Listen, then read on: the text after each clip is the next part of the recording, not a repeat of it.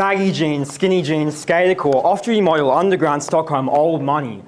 God, we've all seen it on our feeds. Hundreds of influencers cycling through the next new thing. Must-haves, cheap alternatives to this luxury garment. Run, don't walk to Zara. Forced down our throat almost weekly is a new aesthetic, a new cool, a new psyop from the big eyes upstairs so that we might buy their newest output. This, ladies and gentlemen, is fast fashion. But this is modern fashion's central deception. Where fast fashion once seemed like a trashy last resort, it now seems like it's the standard, maybe even cool.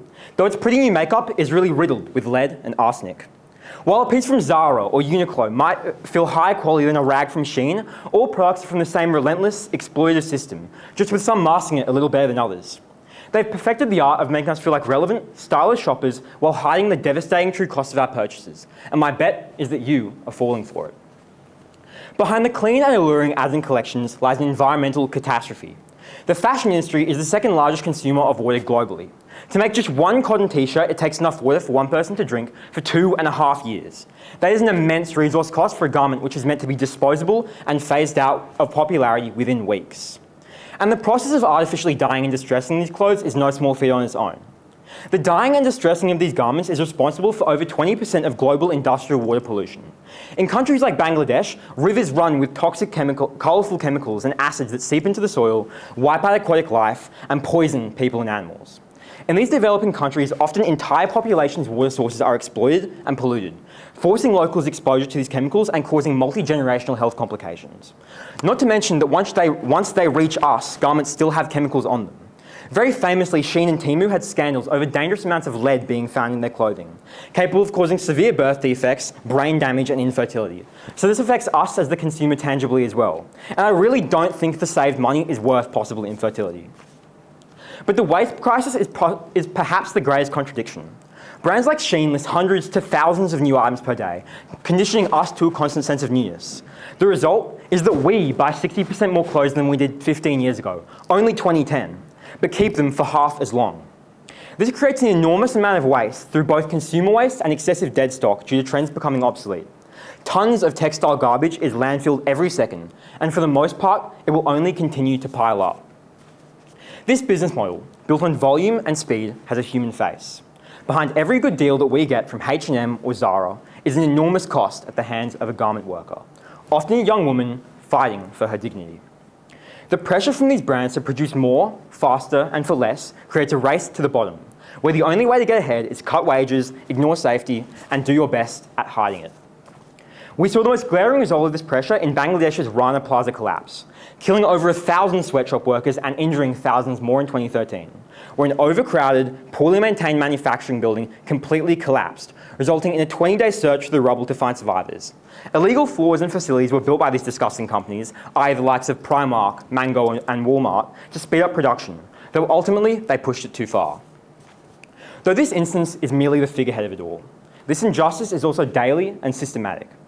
While on paper these sweatshop industries can seem like economic miracles for small developing nations, the reality for workers is much, much darker. Wages that can't support a family, forced overtime, worker abuse. These people aren't asking for a handout, they're asking for the right to a living wage and a safe workplace, a right that we reject for our own blissful comfort and remarkably ordinary clothing. And while some of these giants launch green initiatives or market recycled textile materials, this is often pure greenwashing. It's a marketing ploy designed to make us feel better about buying more, without actually making the systematic changes needed to truly protect the environment, us, or their workers. They're selling us a clean conscience along with a disposable garment.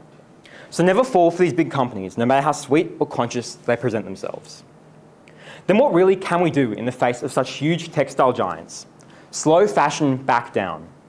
Fashion should never have been about mindlessly following trends, let alone trends that shift at the rate that they do today. While there's always been what's in and what isn't, the trends of the past came in years or even decades, not weeks. And besides, their clothes were made to last, much longer than they are today. Haute couture Alexander McQueen said that fashion should be a form of escapism, not a form of imprisonment. From the bottom to the top of the brand hierarchy, we're being sold a constant necessity to conform. As each trend approaches and passes the new standard, brands don't sell us clothes, they sell us comfort. I think style is something that should be developed and curated, something that should really represent the wearer and make a statement to the world around them. I say wear clothes that make you look and feel like yourself. Don't be afraid to diverge from what's popular or what you're told is popular. Repeat outfits. Build an aesthetic that's based on your soul and not your feed. So where should we actually look for these clothes? There are a couple different ways to get around to them. Firstly, and most sustainably, secondhand. If you're prepared to search for a longer time and maybe restore some of the garments that you buy, you can find amazing things with a good eye. You can look in charity stores like Vinnie's or Salvo's, where most clothes are in unusual sizes or in poor condition. But with patience, you can find grails for extremely low prices and all kinds of interesting pieces that would otherwise go to landfill. But if you aren't prepared to spend time scouring through various thrifts, there are still countless second-hand and curated stores and consignment shops in every city where you can find clothes that are already sorted for you, already created, and are only priced at a slightly higher point that prevents you from finding those vintage designer bargains. Not only that, but free platforms like Depop, Grailed, and Vinted exist, which have millions of users and complex algorithms to ensure that you only see things that will suit your taste. I think to invert that cycle of social media, instead of being fed taste by your For You page, have your For You page be built from your own taste. Personally, I use Grailed. They authenticate clothes when they're posted to ensure you aren't buying replicas. They have messaging and offer systems so you can haggle and have very well-made algorithms and AI collections. These apps can also be a great way to make money off of clothes that you would otherwise be hesitant to give away, but can't find a means to sell. Though, if you don't want to buy vintage, of course you can always buy new. But be wary of the practices, materials, and the styles of clothes that you buy. Buy real cotton, real leather, real wool. Research brands that you purchase from, or at least ensure that they use natural fibres and are constructed well so that you know your garments will last long. Pick brands that have history, small and humble businesses. Buy from people that have passion for their craft and their products and extend that passion into taking care of them. Think to yourself before buying clothes. Will I think this is cool in the future? Could my future kids steal it from my closet? If it checks out to these kinds of questions, your purchase is probably a sensible one. So actually being stylish doesn't come from predicting and riding trends like influencers will tell you. It comes from personal expression. It comes from worn and loved pieces. It comes from a defined taste. Things that are killed by fast fashion. Hence, I encourage all of you. Research your brands. Build a closet that lasts. Pick your inspirations wisely and just don't be sheep. Even if you don't care about what you wear, it's still more convenient, comfortable, and safe to buy high-quality clothes. The price of a garment should be considered in direct proportion to its quality. As the cost increases, the cost per wear should remain the same or decrease, as the garment becomes less likely to be replaced. For the average consumer, this means less personal waste, better clothing experience, less overall money spent, and no harmful toxins like lead or chlorine seeping into the body. So either way, slow is the only option. So that trendy garment we talked about at the beginning, we now know its true cost. It costs rivers of clean water, mountains of waste, and it costs people their safety and dignity. The illusion of cheapness is the fashion industry's most profitable scam, and we must do our part to make ourselves immune to it. Every time we choose to research a brand, buy secondhand, spend just that little bit more for quality, we're rejecting their ploy and recontextualizing the fashion industry as we know it. A story where value isn't about a low price tag, but about respect for the planet, for ourselves, for people, and for the clothes that we own. So let's make our next purchase a thoughtful one. Let's see through the disguise and use our power as consumers to build a future we can truly be proud of, not only for the fashion industry, but for some incredibly tough outfits. Thank you so much.